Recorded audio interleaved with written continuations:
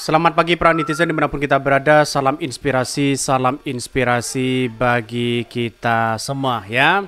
Sekarang ya banyak yang tahu alasannya kenapa Anies Baswedan dilaporkan di situ karena diduga jadikan Prabowo bahan tertawaan. Ya, ini kan aneh begitu kan. Yang mentertawakan Prabowo itu kan masyarakat Indonesia sebenarnya begitu. Kenapa kok yang disalahkan itu Anies Baswedan? Kok yang dilaporkan Anies Baswedan? Yang mana perkataan Anies Baswedan ya yang kemudian melanggar aturan kampanye di situ begitu? Yang mana coba bayangkan? Jadi masyarakat banyak orang tanya kepada kepada Anies Baswedan begitu kan terkait dengan situasi politik begitu. Jadi kalau apa-apa dilaporkan kan ini kacau begitu ya.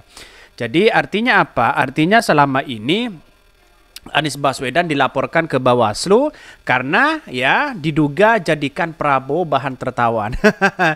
Yang mentertawakan itu adalah masyarakat Indonesia begitu kan. Asam sulfat, Samsul ya, endasmu etik di situ begitu. Lantas ya Anies Baswedan mentertawakan apa? Coba bayangkan ya. Pak Ganjar juga ditertawakan kok dan tidak baper di situ begitu kan. Kenapa ya para pendukung-pendukung Prabowo hari ini kok baper begitu, seolah-olah panik begitu kan ya, seolah-olah ngeledekin begitu kan. Pada kenyataannya inilah bangsa kita begitu, inilah demokrasi kita begitu.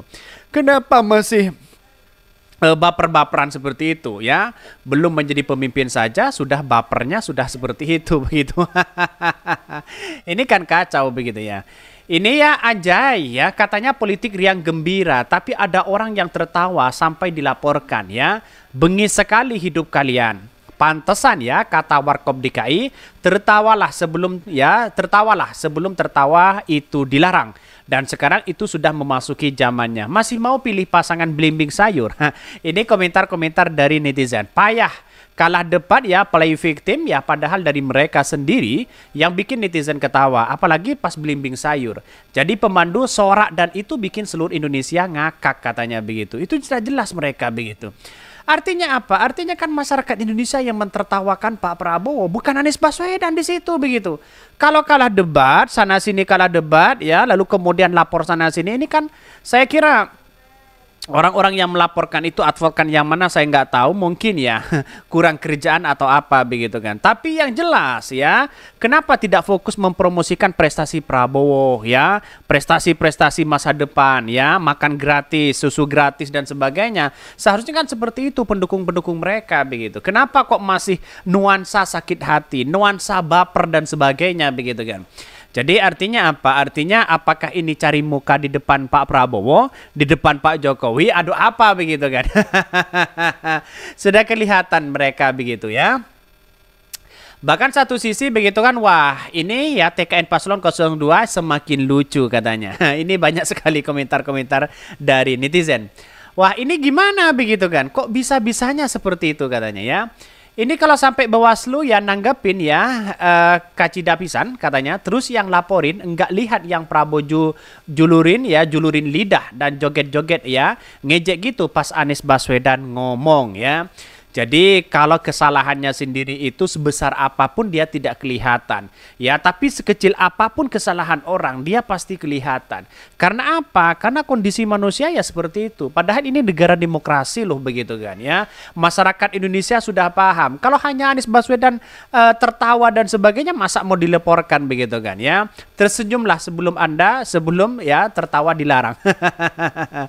Jadi saya masih ingat betul begitu kan ya, bahwa Prabowo itu begitu ya dari dulu seperti itu begitu. Dulu mengatakan ya tampang-tampang Boyolali ya, terus kemudian endasmu, belimbing sayur.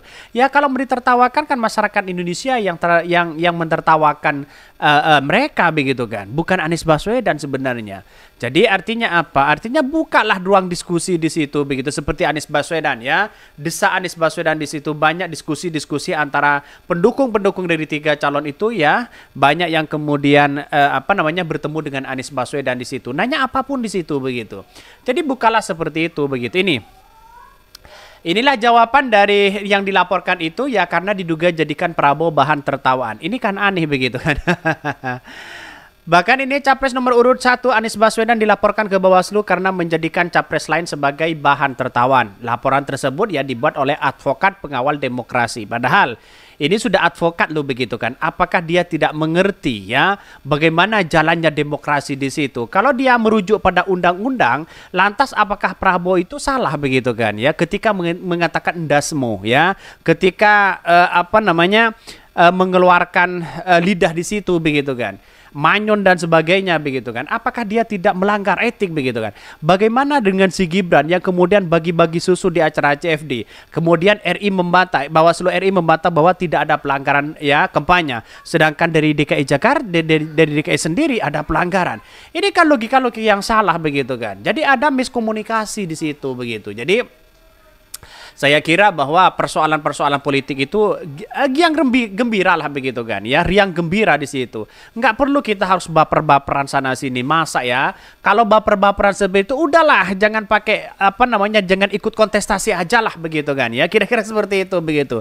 Ini kontestasi politik, demokrasi bukan monarki di situ begitu kan. Sudah jelas di situ. Jadi artinya apa yang mau disesalkan begitu?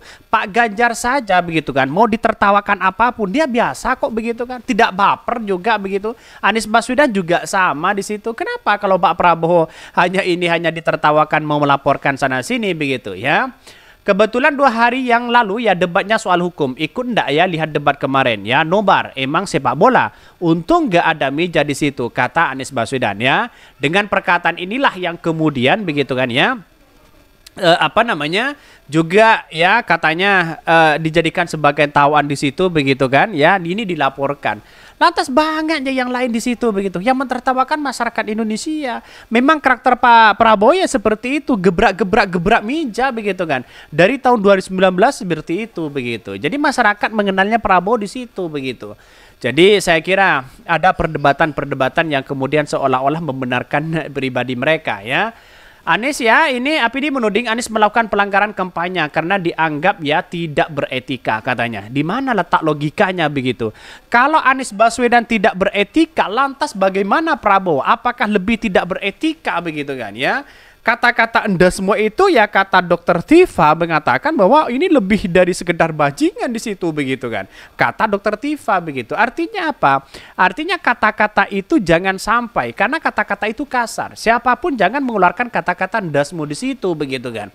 Jadi saya kira ini menjadi catatan penting kepada siapapun ya. Jangan hanya lapor sana sini begitu. Ini negara demokrasi loh begitu. Bahkan ya ini partai pengusung Anies Baswedan enggan ya ambil pusing. Bendahara Umum Nasdem Ahmad Syaroni menanggapi santai laporan ini. Syaroni tidak ingin mengambil pusing dengan laporan ini. Boleh aja diadukan ke pihak berwajib ya, kan hak capres lain ya. Kalau diduga ada pelanggaran dari Pak Anies ya, kata Syaroni. Bahkan ya satu sisi debat selanjutnya pakai meja ya. Dalam debat capres pada 12 Desember 2023 KPU tak memasang meja atau podium pada capres. Berbeda dengan pemilihan ya pemilu di 2019. Jadi para capres hanya berdiri saja ya bertiga ya di tengah panggung. KPU berkilah ya. Bahkan tak adanya meja agar masyarakat tahu para capres kita kuat berdiri.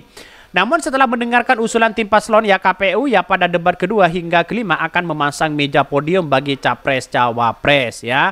Hati-hati loh ya, lebih baik menurut saya pribadi tidak usahlah pakai podium-podium seperti itu begitu kan ya. Tidak usahlah hal seperti itu begitu ya. Ujung-ujungnya ya gimana begitu kan. Tahu sendiri kan. Jadi ya kalau digebrak-gebrak lagi kan kasihan juga begitu buang-buang anggaran begitu kan. Oke, ya mungkin itu yang kami sampaikan ya. Tonton terus channel Hodari Podcast Rakyat ini karena ada berita-berita menarik dan viral setiap harinya. Salam para netizen, salam inspirasi bagi kita semua. Jangan lupa di subscribe channel YouTube Hodari Podcast Rakyat ini.